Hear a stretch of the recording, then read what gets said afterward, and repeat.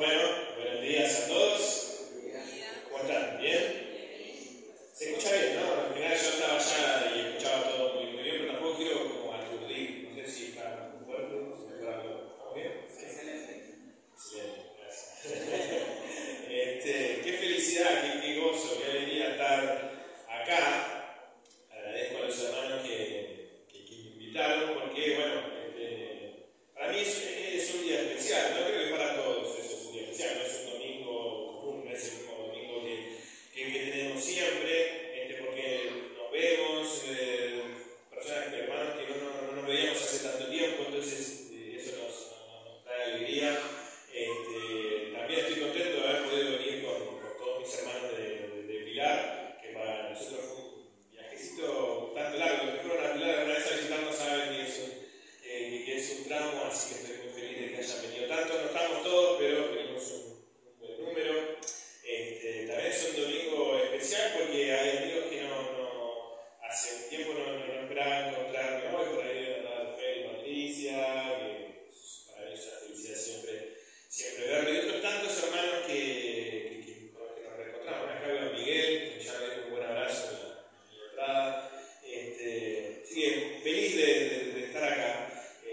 Por todas esas cuestiones tan especiales, pero también es especial para mí, porque bueno, nací dentro de la Iglesia de Cristo, acá en la Argentina, así que durante todo ese tiempo, tengo 37 años, capaz parezco más, pero solamente 37, durante casi todos mis 37 años fui parte de la Iglesia de Cristo, y he visto un montón de cambios, he estado en un montón de cultos unidos que antes le decíamos como la reunión general, en distintos lugares, no solamente acá en Caballito. Me acuerdo haber estado en cultos generales cuando todavía no estaba terminado el local y faltaban poner los durlos arriba y se veía todavía el material ese para insonorizar.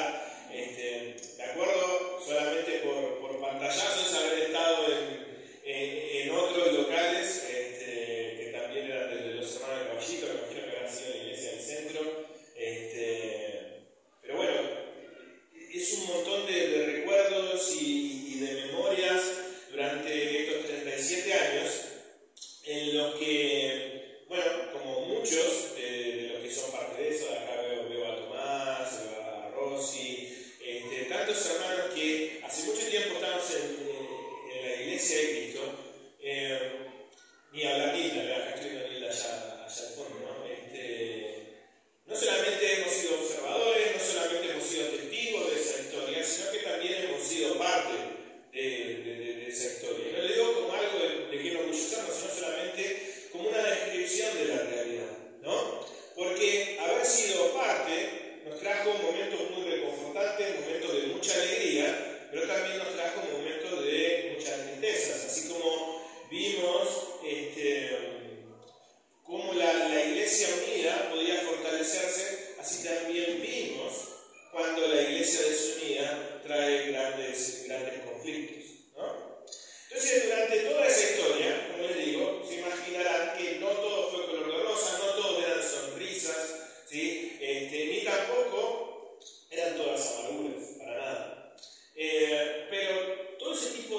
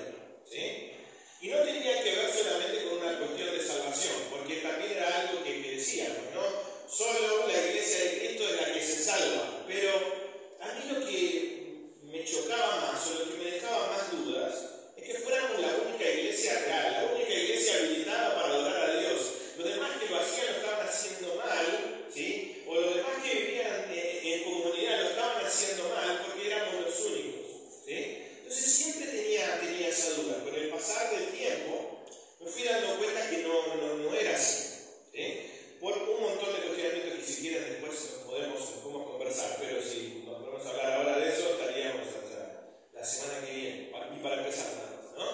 Pero después de todo eso me di cuenta que no era así, ¿eh? No somos la única iglesia, no somos la única iglesia que se salva, no somos la única iglesia que adora en verdad al Señor, ¿sí? No somos los únicos que tenemos una comunidad real. Pero después de eso empezaba a ver esos problemas que le decía, ¿no? Esas partes más oscuras, esas partes más sombrías de la iglesia. Veía que había un montón de conflictos, veía que había insensibilidad, que las peleas valían más que el amor, que había rencores, que había envidias, que yo en ese momento era adolescente y decía, como pareciera que cada uno tuviéramos una camiseta de un club, ¿no?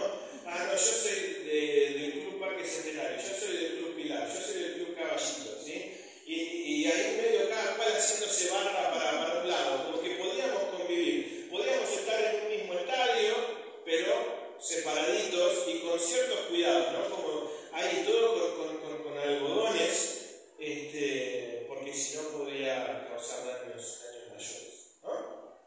Y me cuestionaba mucho eso, ¿no? Pasaba de ser, bueno, la única iglesia, ahora preguntarme, ¿seremos iglesia? Realmente, si decimos que somos iglesia de Cristo, ¿damos cuenta de seguir a ese Cristo? ¿De quién decimos? ¿O más bien nos parecemos a otra cosa? Y llegué a la conclusión de que algunas veces, no siempre, pero algunas veces erramos en ese centro, ¿sí? Hemos puesto a la iglesia por centro de nuestra fe, hemos puesto nuestras opiniones como centro de nuestra fe, hemos puesto algunos dogmas secundarios como centro de nuestra fe, en vez de que sea Jesús el centro de nuestra fe, el centro de nuestra vida, a quién realmente adoramos. Y el pasaje que leyó Lucho hace un rato, está Jesús y Pilato, ¿sí? Y es un pasaje que me encanta, sobre todo cuando Jesús dice, mi reino no es de este mundo. El reino que Jesús trajo a este mundo no es de este mundo. ¿Por qué? Porque no se compara a los de este mundo, no se parece a los de este mundo. Él no es un rey como los reyes de este mundo. Y si su reino y él mismo como rey no es igual a lo que vemos en este mundo, su pueblo tampoco debería vivir como un reino de este mundo y siguiendo a reyes de este mundo. Su pueblo tendría que ser diferente, tendría que ser una luz en este mundo. Y esta es una de las conclusiones a las que llegaba. Algunas veces erramos tanto porque no reconocemos a Dios como nuestro rey, a Jesús como nuestro rey, y vivimos como si otros fueran nuestros reyes y como si nosotros no fuéramos el pueblo de Dios. Y quiero que desarrollemos esta idea en un libro, va a ser una carta en realidad, que es la carta a los Filipenses. Que no vamos a ir al nudo central en realidad del mensaje de Filipenses, pero vamos a tratar de interpretar de una manera bien contextualizada qué es lo que estaba pasando acá, ¿sí? Así que si quieren acompañarme en la lectura, en Filipenses capítulo 3, versículo 20. Filipenses 3, versículo 20. Dice, nosotros, en cambio, somos ciudadanos del cielo y esperamos ardientemente que venga de allí como Salvador el Señor Jesucristo.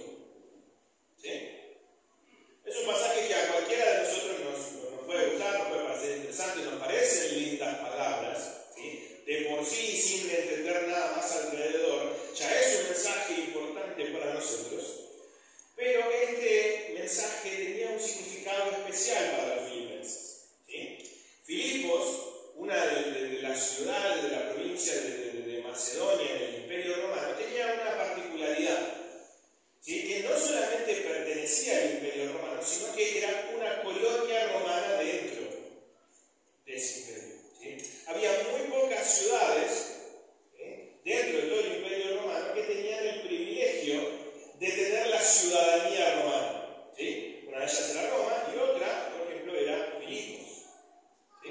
Entonces, los que vivían en Filipos tenían los privilegios de ser ciudadanos romanos. ¿Sí? Octavio, en una de esas peleas por tantas tradiciones comunes en los comienzos del Imperio Romano, cuando gana esta ciudad, pone a vivir ahí a algunos soldados que se estaban retirando, ¿no? Entonces era una ciudad con una cultura bastante romana, ¿sí? O por lo menos greco-romana.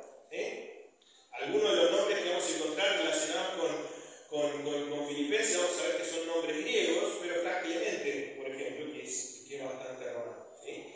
Entonces, entre ellos había cierto orgullo patriótico, ¿sí? Había cierto orgullo nacional. ¿Por qué? Porque tenían algo que todos los demás no tendrían. Tenían un privilegio sobre todos los demás que estaban dentro del imperio: ser ciudadanos romanos. Y Pablo les está diciendo a estos filipenses que somos ciudadanos del cielo, que nuestra ciudadanía es celestial. ¿Qué es lo que les estaba diciendo Pablo? Ustedes, que en estos términos son una colonia romana, o están viviendo en una colonia romana, en realidad son una colonia celestial, viviendo dentro de una colonia romana. ¿Sí? Y es interesante cómo sigue, dice: y esperamos ardientemente que venga de allí como Salvador el Señor Jesucristo. En uno de los pasajes que leía Edwin esta mañana, versículo 9 del capítulo 2, no hace falta que lo busque, dice: por eso Dios lo exaltó y le dio el nombre que está sobre todo nombre, para que al nombre de Jesús se doble toda rodilla en el cielo y en la tierra y en los abismos, y toda lengua proclame para gloria de Dios Padre: Jesucristo es el Señor. Recordemos, Octavio, el emperador romano, les había dado este privilegio, ¿sí? Entonces, la figura del emperador siempre iba a ser muy importante en Filipos. ¿Y saben cómo reconocían al emperador? ¿Saben cómo reconocían al César? Como Señor y Salvador. Y Pablo está haciendo una proclamación revolucionaria. Ustedes, que son una colonia celestial dentro de una colonia romana, tienen a un Señor y Salvador que no es el César, que es Jesús. Capítulo 1. ¿Sí? Si quieren vayan anotando, no hace falta que busquen porque vamos a estar así recorriendo bastante por Filipenses. Vamos a ir al capítulo 1.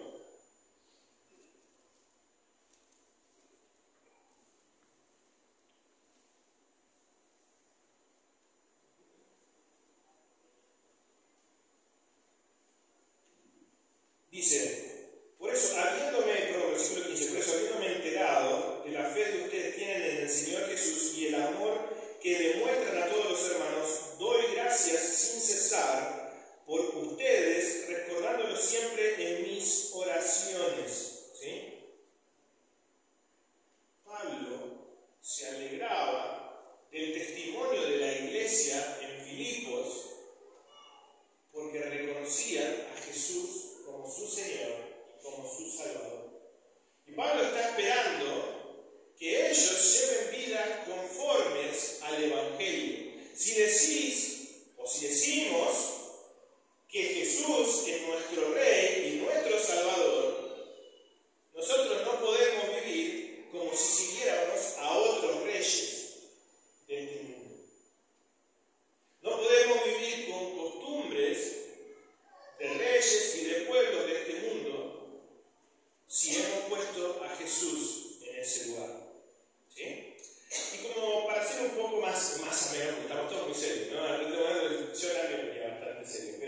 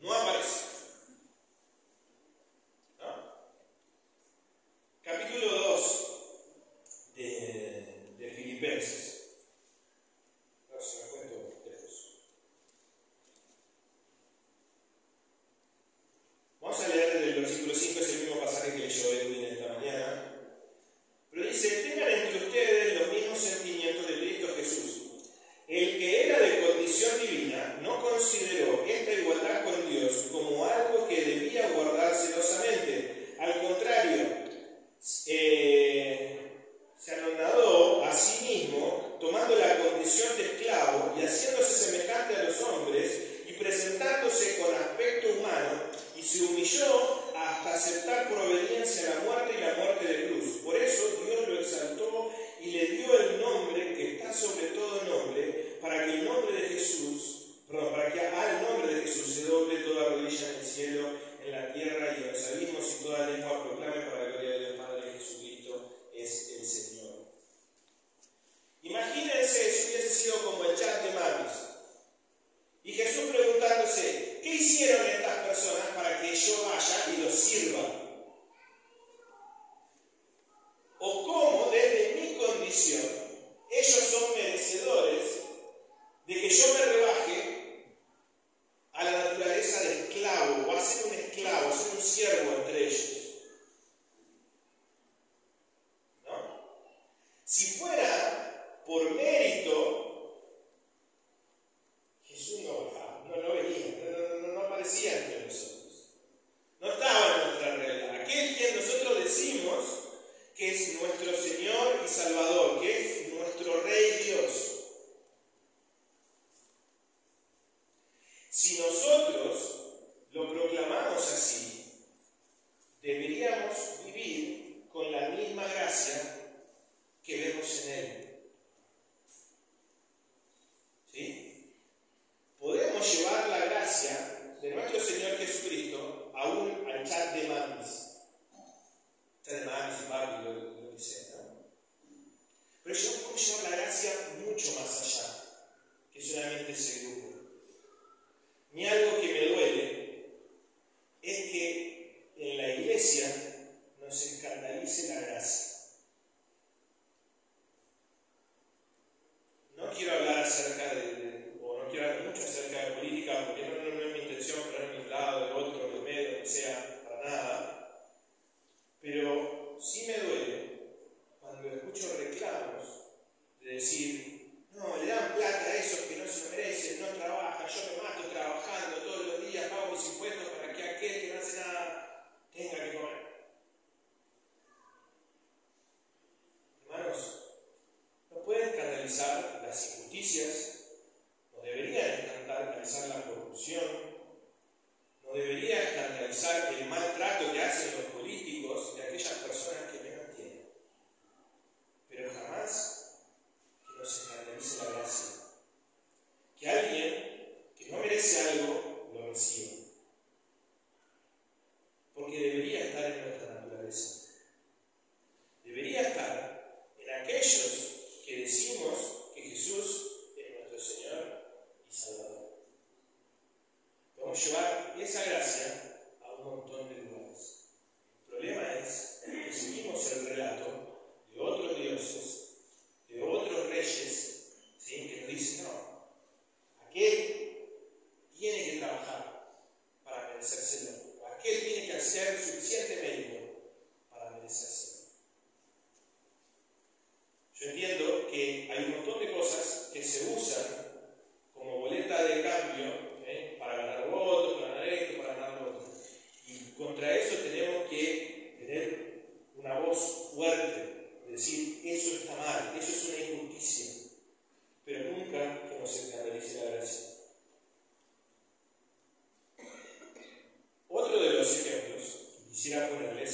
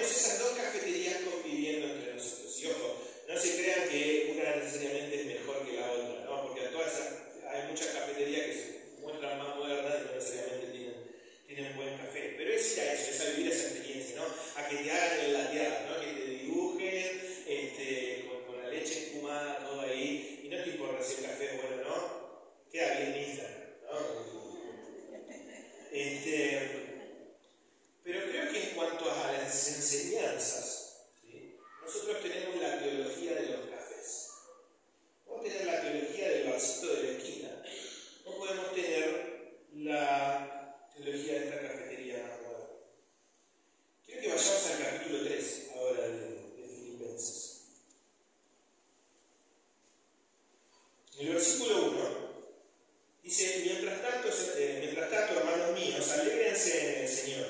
A mí no me cuesta nada escribir las mismas cosas y para ustedes es una seguridad. Cuídense de los perros, de los malos obreros y de los falsos circuncisos. Versículo 17. Sigan mi ejemplo, hermanos, y observen atentamente a los que siguen el ejemplo que yo les he dado, porque ya les advertí frecuentemente y ahora repito llorando, hay muchos que se portan como enemigos de la cruz de Cristo. ¿Sí?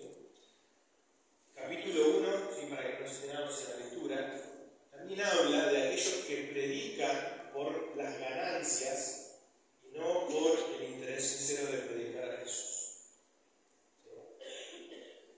Si ustedes leen toda la carta de Filipenses, van a ver que habla mucho del gozo, habla mucho acerca del Evangelio, de Cristo. En general, relacionamos esta carta más con eso, ¿sí? Pero tiene estas partes en las que se habla más sobre conflicto, ¿sí? Sobre divisiones o sobre personas que estaban llevando falsas enseñanzas. Nosotros hemos amoldado tanto a nuestra iglesia a que se parezcan más a instituciones de este mundo, ¿sí? Que se parezcan más a los pueblos de este mundo, que siguen más a los reyes de este mundo, que perdimos el foco de la verdadera enseñanza de Jesús, o de que nuestra enseñanza esté centrada en proclamar a Jesús.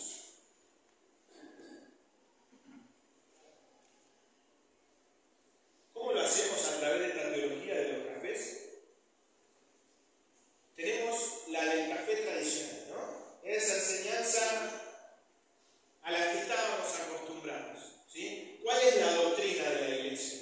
No, la doctrina de la iglesia de Cristo es que nosotros somos adenominacionales. No tenemos denominación, ¿sí? Los evangélicos tienen denominación, los católicos tienen denominación, los bautistas tienen denominación, nosotros no tenemos denominación. Y eso es lo que enseñamos. Ahora sí, y decimos esto porque supuestamente es algo bíblico, ¿no? Pero ahora sí, si nos llamáramos cristianos, que también es bíblico, si nos llamáramos del camino, que también es bíblico, si llamáramos la iglesia de Dios o del Señor, que también es bíblico, mejor no lo cambiemos, no lo toquemos. Pero no somos denominación. ¿Sí? O poner el centro, por ejemplo, en si recolectamos o no diezmos. ¿Sí? Y un montón de veces ese ha sido el mensaje que nosotros le damos al mundo. Nosotros somos la iglesia adenominacional que tiene la verdadera adoración y que no recolecta el diezmo. Parece la predicación de la iglesia que reconoce a Jesús como Rey y Salvador. ¿No tendríamos que hablar más de Él, más que de nuestra adoración? Esa es la teología del cafecito de la esquina, del vasito de la esquina, el más tradicional, del cortado con 2 medias lunas. Pero también tenemos la más moderna, ¿no? La más chic, la que está más ahí, la que es más top. ¿Sí? Este mundo vive en un momento de crisis profunda. Si ustedes se fijan, ha crecido como nunca las terapias psicológicas, terapias alternativas, ¿sí? Y un montón de ayudas suplementarias para tratar de ayudarnos a soportar toda esa angustia que cargamos.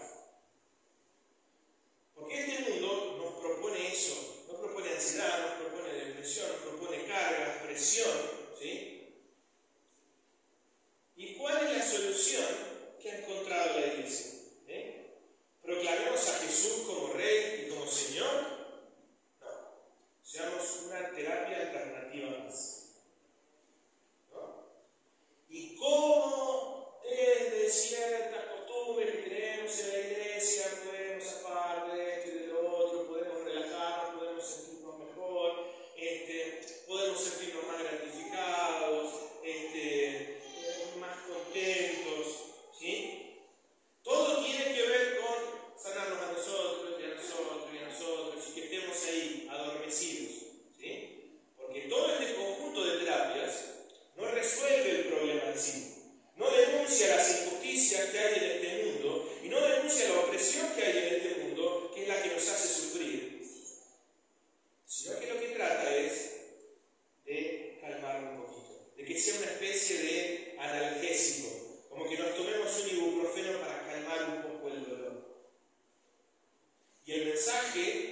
las iglesias que tienen esta teología de esas cafeterías más hipster, es así. Todo centrado en que yo me pueda sentir mejor. Y nada de lo demás. Jesús dice que vino a este mundo para servir y no para ser servido. Jesús dijo que vino por los más pobres. Jesús se sentó con los marginados de este mundo.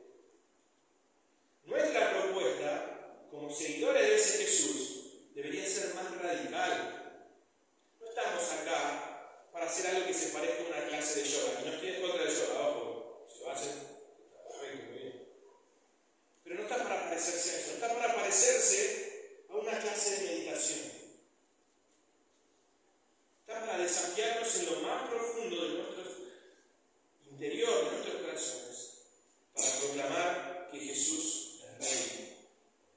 La forma en la que la comunicamos, ¿no? La forma en cómo enseñamos quién es Jesús. ¿Sí? Así como le decía, vieron que si yo les pusiera a dos mozos acá, uno del barcito tradicional y otro de estas cafeterías más modernas, ustedes podrían reconocerlo, ¿no? La camisa adentro, un peinadito bien acomodado, el otro tal vez con una barba más larga, con una remera, con un delantal puesto acá adelante. ¿Sí? Nosotros también nos preocupamos tanto por la estética que queremos mostrarle a los demás, que gastamos tiempo, gastamos dinero, más en decoraciones, en propagandas, en estilos, que en verdad compartir de gracia con aquellos que menos tienen. Si somos un pueblo que dice seguir a Jesús, deberíamos estar donde Jesús estaría y proclamar el mismo mensaje que Jesús proclamaría.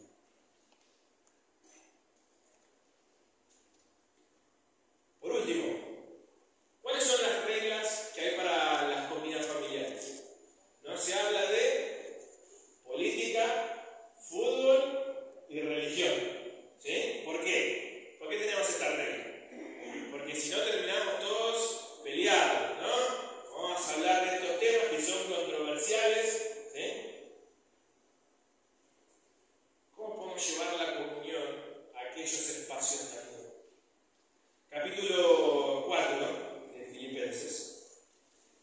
Dice, por eso, versículo 1, ¿no? Por eso, hermanos míos, muy queridos, a quienes tanto deseo de ver, ¿sí? A ustedes que son mi alegría y mi corona, amados míos, perseveren firmemente en el Señor. Exhorto a Evodia y a Síntique que se pongan de acuerdo en el Señor. A ti, mi fiel compañero, te pido que las ayudes porque ellas lucharon conmigo en la predicación del Evangelio, junto con Clemente y de mis demás colaboradores, cuyos nombres están escritos en el libro de la vida. Se nos presentan dos mujeres que no conocemos mucho, que son Evodia y Síntique.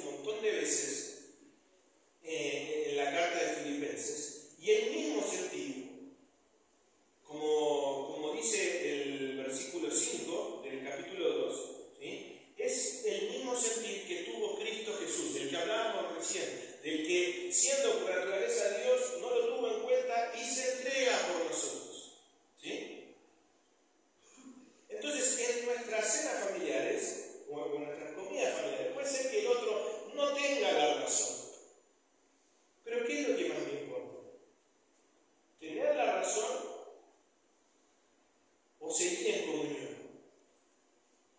Y eso nos ha pasado un montón de veces en la iglesia. ¿Qué nos importa? ¿Tener la razón o mantenernos unidos? Porque el otro puede que se esté equivocando, pero si mi sentir es el mismo sentir que tuvo Jesús, ¿sí? Prefiero otorgarle algo de gracia, de misericordia al otro, en vez de yo tener la razón. Y estos conflictos, ¿sí?, que por más que sean entre solamente dos personas, pueden hacerle daño a toda la iglesia, o a gran parte de la iglesia. Y en la historia, que por lo menos yo pude ver, de la iglesia de Cristo en Argentina, un montón de veces, la iglesia se vio resentida porque algunos hermanos entre sí tenían ciertos problemas. Pero si nosotros decimos que Jesús es nuestro Señor, es nuestro Salvador y nosotros somos su pueblo, deberíamos tener el mismo sentir que Él y superar esas diferencias que tenemos. Que el conflicto no siga en una escalada interminable que termine rompiendo todo. Yo sé que todos los que estamos acá, o quiero creer por lo menos todos los que estamos acá, no tengo una razón para creer lo contrario, reconocemos que Jesús es nuestro Señor y Salvador. Algunas veces solamente nos hace falta recordar que los otros son falsos señores, que los otros son falsos salvadores, y de quién depende nuestra vida es de Jesús. Y quién queremos que guíe nuestra vida es Jesús. Si nosotros seguimos renunciando a eso, si le seguimos dando la espalda a Jesús por seguir a otros señores, por seguir a otros pueblos, lo más probable es que terminemos en caos, en las peleas, en las divisiones, en un mensaje que no le llega absolutamente a nadie y que no transforma ni la vida de las personas a las que llegamos, ni transforma la realidad en la que vivimos. Jesús trajo un mensaje radical